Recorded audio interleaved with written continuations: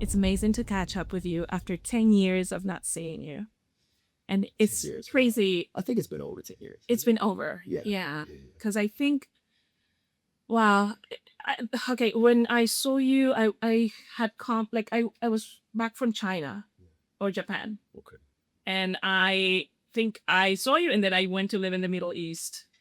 So I think that's the last time I saw you, and that was 2015. So yeah, it's been a while, but we've known each other for a long time. Very long time. So I think I've created this space because I want to talk with people about becoming. The whole name of the show is how we evolve as people, how we take things that work and discard what doesn't. I mean, if you have the courage to discard what doesn't work, not everybody has that courage. I was talking about construction last time. I was talking about alignment and all of this. And so you mentioned off camera that there were things that didn't align with you anymore. And I would love to hear how because I remember you as this fun actor who was, doing all these fun things in New York City. And you were an inspiration to me, and you always have this magnetic, beautiful personality that lights up a room. So what has stayed? What is gone? And how do you feel you're different from that guy that we connected over 10 years ago? Good question. What has stayed? What stayed is my love for acting, my love for theater, my love for performance. What has changed is definitely my perspective of the industry. Mm-hmm. In what way? Several ways. Give me one. Give me the biggest one. I know, right? One of the biggest ones is the politics of the industry. Huh. And yeah, just kind of like there is a way to play the game, Yeah. And then there's also like a way of like kind of doing it your own way, or the way that's truest to you, which is kind of the hardest way. Yeah. That's not the way where you're gonna make the money or whatever, or make this a career. I think acting or performing in general, it's one of those places where you deal with rejection just so much. Yeah. And it's so brave. I feel like people who are in the performing arts are very brave souls that deal with rejection on a daily basis, more than people deal in a lifetime. Like in any other industry, I feel you don't get rejected as much, and you have to process that and understand that it's not about you personally. It's about, they were looking for something. You're not that. It's not you, but it destroys a lot of people. I want to ask you, if a 20-year-old wanted to move to New York right now, I was watching this podcast and they were like, okay, I want one piece of advice. I want to go and pursue acting in New York City. Yeah. What would you tell them? Be raw, be honest. Yeah. Be truthful. First, I would ask them to, or tell them that they have to change their ideas of what rejection means or what it looks like. Because rejection in a general or even like in a dictionary context is somebody saying, no, this is not for you. That's not what goes on in this industry.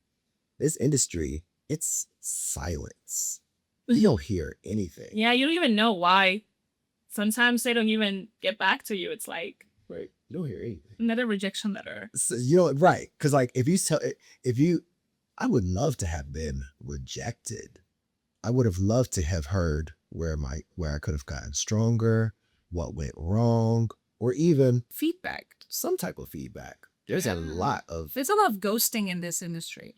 Or just no feedback at all. But I feel like that's ghosting. Like that's also like when you go out with someone and then you think the date went well and they never talk to you again. Not that this has ever happened to me. True. I feel like that's the same. They ghosted you and then you are left to process that. It's a type of grief. Yeah. You are left to process that on your own, and that can be a very painful process. So you would ask this 20-year-old to reconsider what rejection means to them. Well, so that would be the foundation. Like, understand that this industry is not going to tell you what you did wrong or what you did right or anything like that. Like, yes, once you get to like a certain level of like Right. It's so bad. It's so awful. So then this is where the second part, because it can't just be one thing, it has to be these two things, where you have to have self-confidence and self-discipline.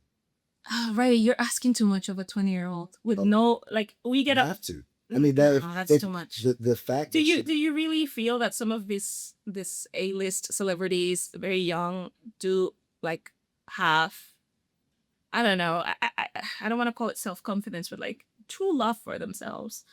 you have to do the work. And I mean, you have to enjoy the Yeah, process but of the it's work. You're easy not for going us to to. say that now. Yes. We did the We work, did the work. Yes. and we're here today, and we're this incredible people. I mean, I think you're great, and I think I've worked really hard too to become who I am. But um, at the same time, I think it's a lot to ask of a 20-year-old who's full of dreams and hopes, and they come to New York and they start playing Sinatra. If I can make it here, I can make it anywhere. And then somebody pushes you on the train. Like, move, what are you doing? I remember, it's just tough when you're young because many of us come from like loving homes where people told us that we were great and that, go pursue your dreams. And then you come here and, you get the whole, I'm walking here, like, move. And it's like, oh, everybody's so intensely rude but helpful. It's confusing. I love it. Like the other day, I was not the other day, actually, 2 days ago, I was at the supermarket and I was with my headphones and I had dark sunglasses inside. I like it, the bright lights. Anyway, and this guy comes and taps my shoulder. And I move my headphone, I look at him, and he's like, hi, do you know where the tomato sauce is? And in my head, I'm like, Bruh. I want to say, do I look like I work here? But I looked at him and he looked barely 20.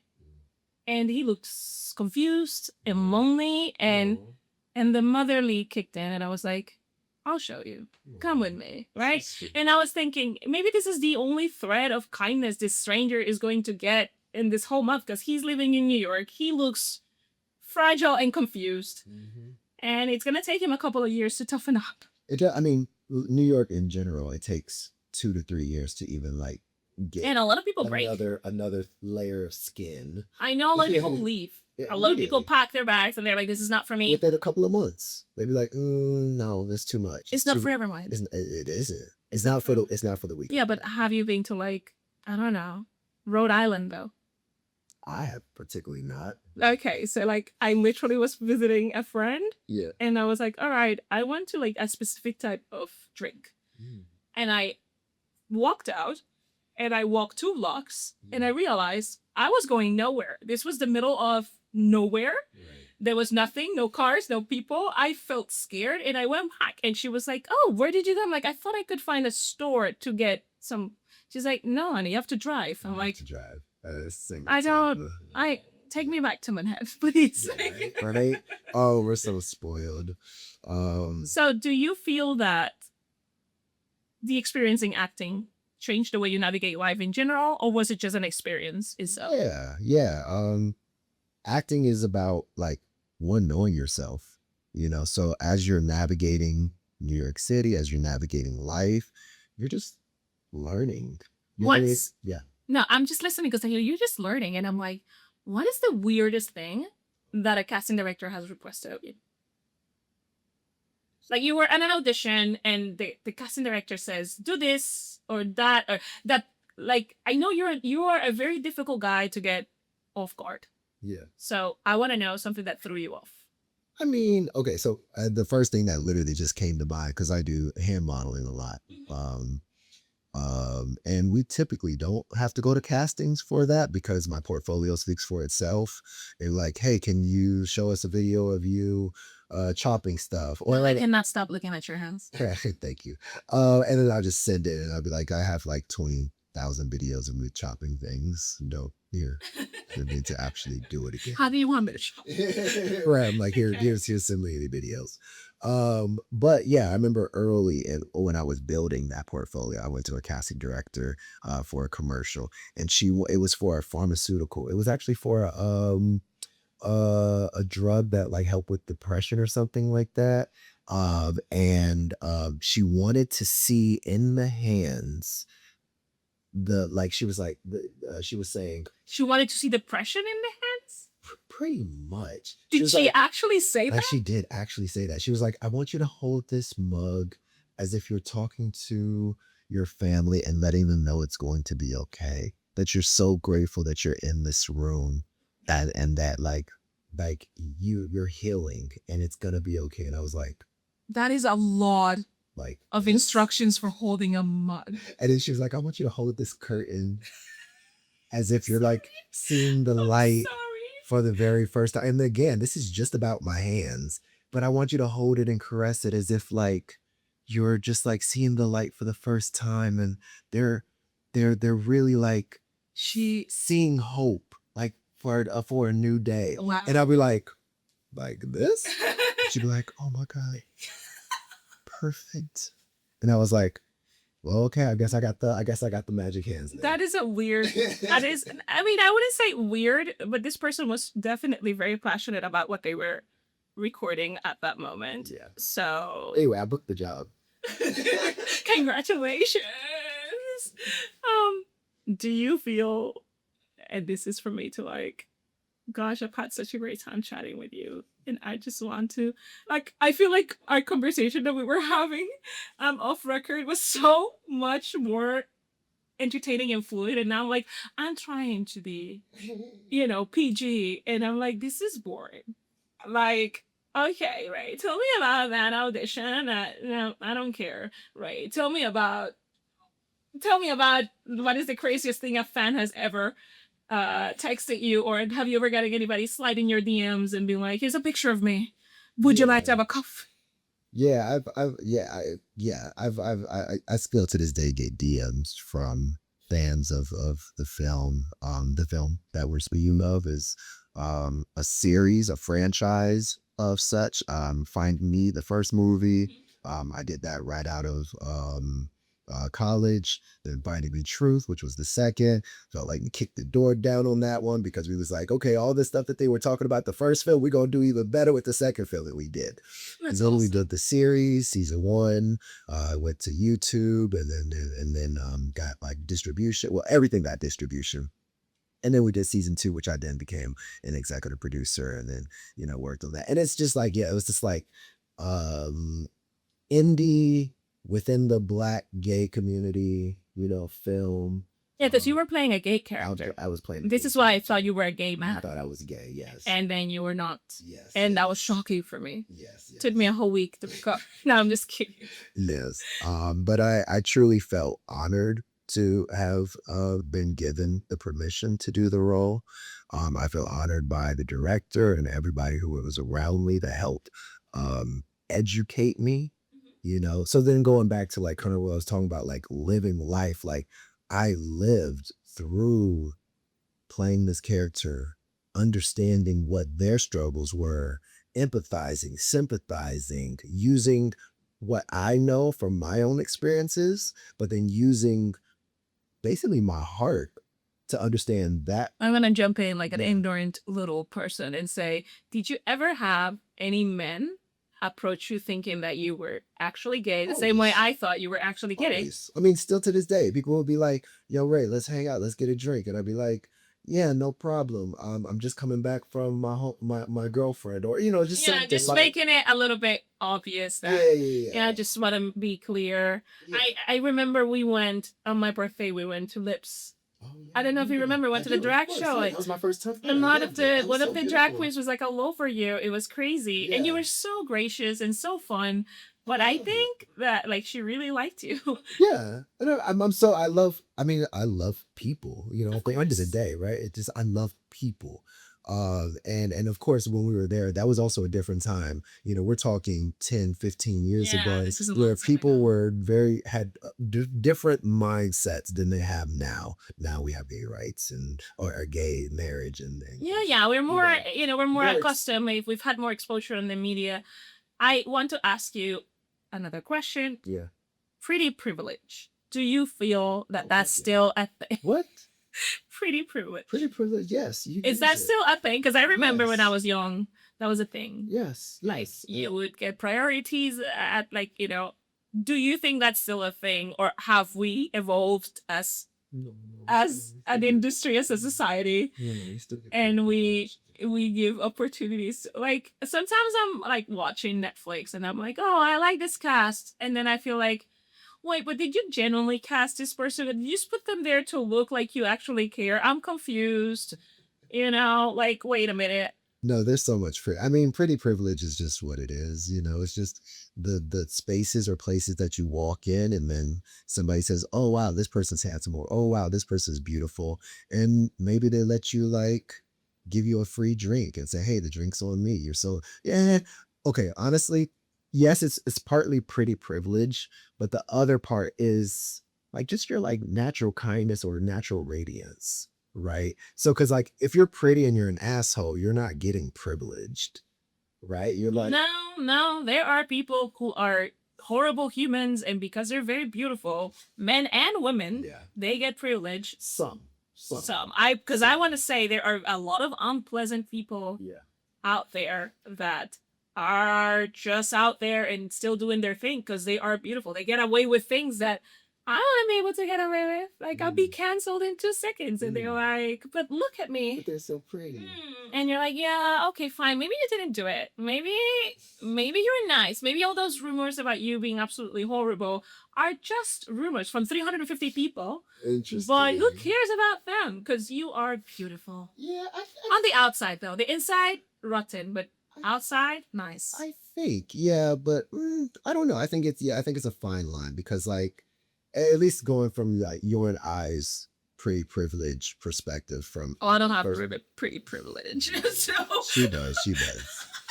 Um, because we're coming from a sincere place, because we're literally like looking the barista in the eyes or literally having the conversation or literally complimenting something that we see that like we open our eyes.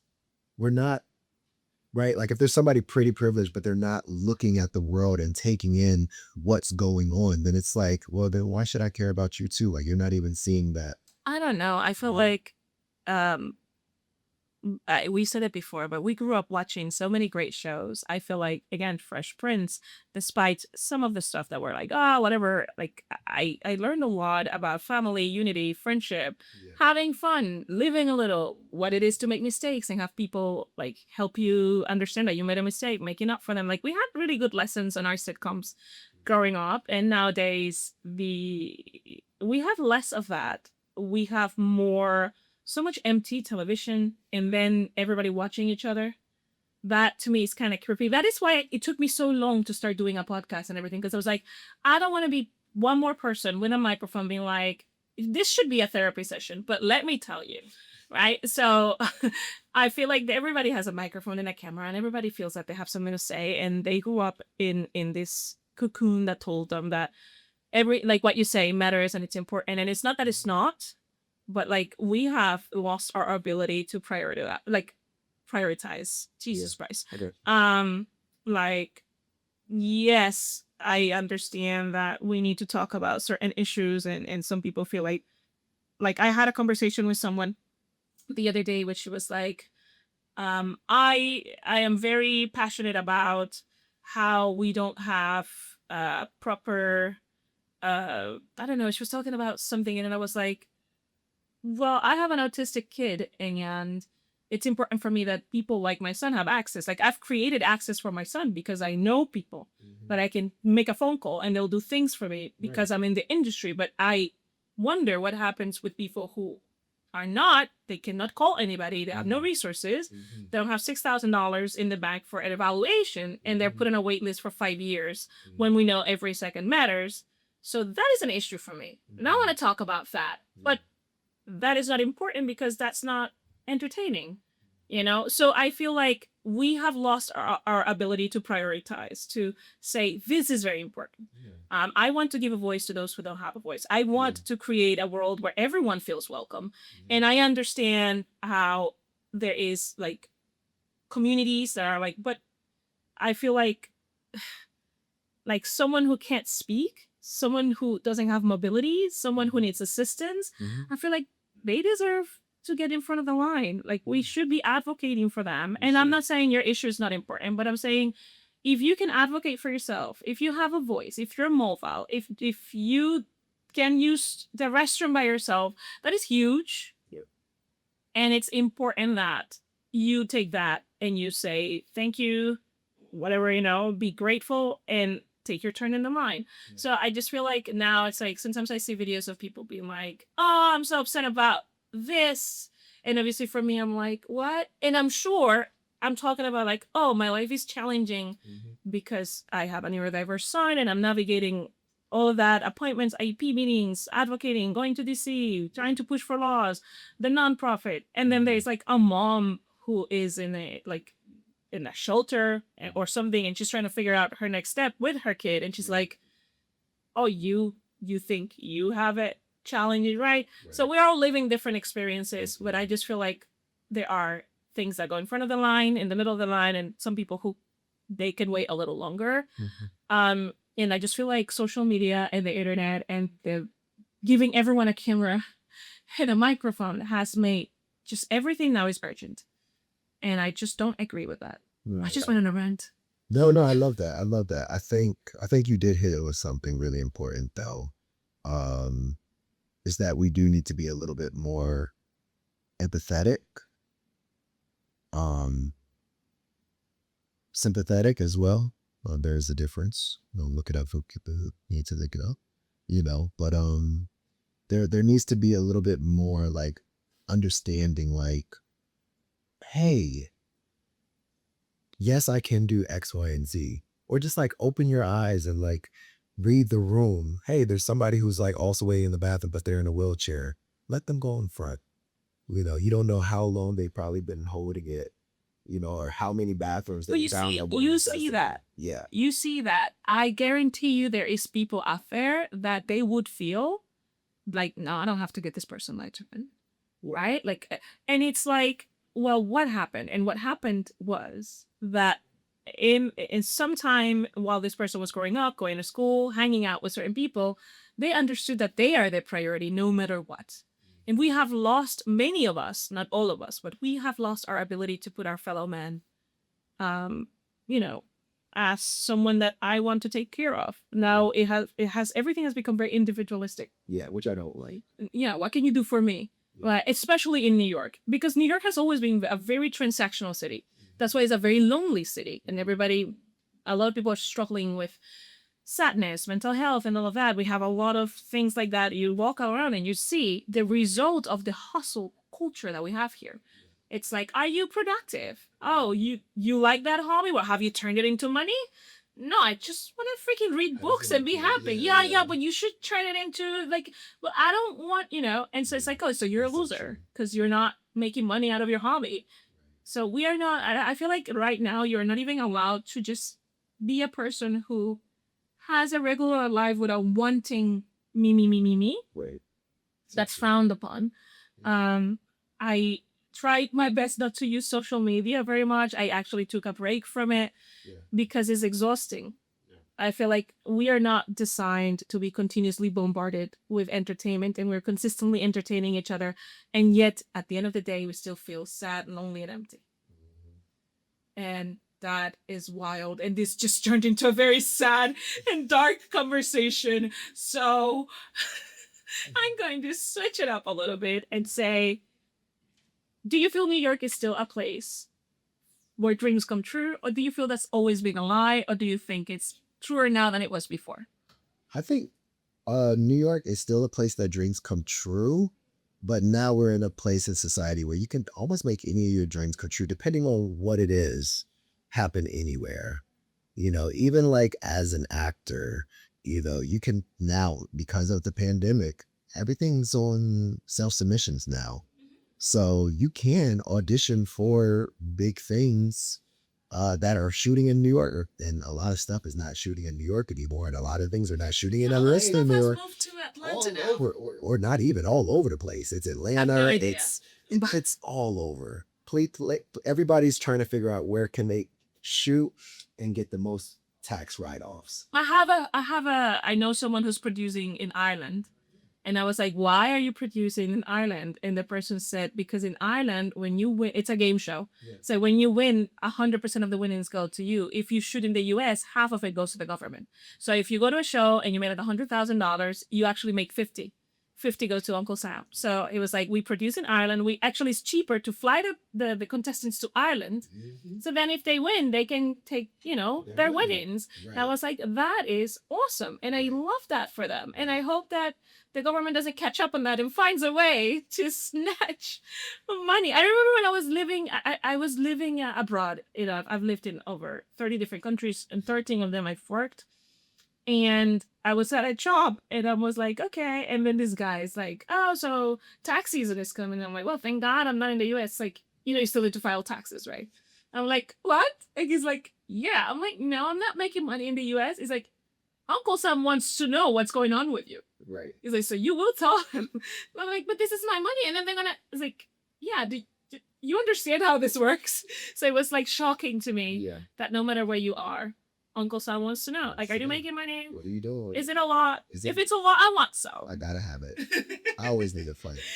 Yeah. But yeah, just New York is still a great place. Like, yes, when it comes to the plays, the theater, the best theaters out here. And yes, there is theater that goes other places. You might be able to see a Hell's Kitchen in Tampa and a Lion King and so and so. It's different. But it's so different. It's different because I go to theater in London, and in London's a big city too. Yeah. And it's different. Yes. Like the stuff that you see and experience in New York, I don't know. It just feels so New York. It's such a it's so confusing because New York portrays so much freedom, and yet you really can't leave.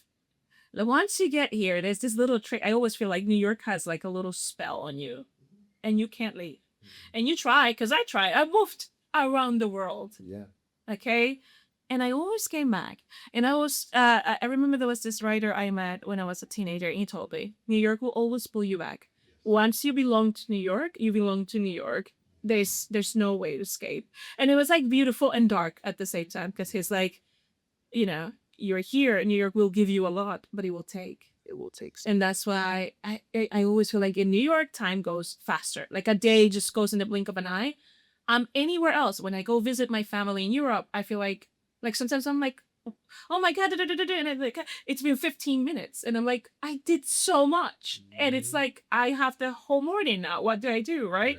So it's an effect that the city has where you feel that you're running out of time. Yeah. I don't know if the feeling is mutual, but that's kind of how I felt. That's totally how I feel. And that's just New York is just like you're constantly going for the next thing. There's always the next thing. There's always this other thing that you have to aim for, and it's nonstop. Let's do a speed round. I'm gonna tell you a couple of New York things, and you're gonna say overrated or underrated. Are you ready? Got it. Pizza. New York City pizza. Underrated. New York City bagel. Underrated. The Elmo, Batman, and Minnie Mouse at Times Square. Overrated. Way too overrated. I'm so done with them. Times Square. Overrated. Showtime in the subway. I don't know if underrated. Do you for the young? I don't know. Is Showtime? I don't take the train anymore. So yeah, it's still there. Yeah, I saw a show yesterday. It was great, and it showed. Yeah. To conclude this wonderful visit, because I'm very happy that you made it today. I think artists are fascinating people because they choose something that I think the majority of people avoid. They choose uncertainty. I don't know how many people I've met in the city that were performers, actors that are like, I need to book this gig or else. And it's just living that hustle until something changes. And it's like a lottery too. Not everyone is the working actor that's making so much and it's famous. Like most people in the industry, especially theater and opera and all of that, are just working a job like everybody else, paying their bills, doing what they love, but it's not the glamour. So I feel that's extremely brave. And I feel that's very admirable. So Thank you for showing me a way to live bravely in such a scary city. Oh, thank you. I appreciate that. Thank you for coming today. We need to do this again. Absolutely. I look forward to it.